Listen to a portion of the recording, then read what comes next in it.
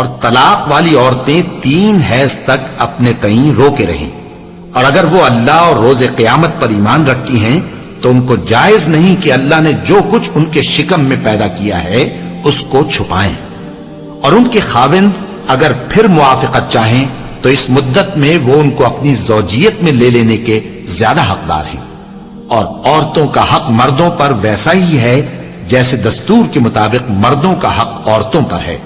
البتہ مردوں کو عورتوں پر 1 درجہ فضیلت ہے، اور اللہ غالب ہے، صاحب حکمت ہے۔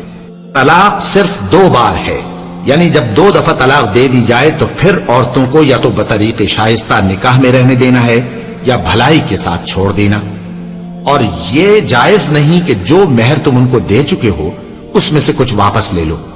ہاں، اگر زن و شوہر کو خوف ہو کہ وہ اللہ کی حدوں کو قائم نہیں رکھ سکیں گے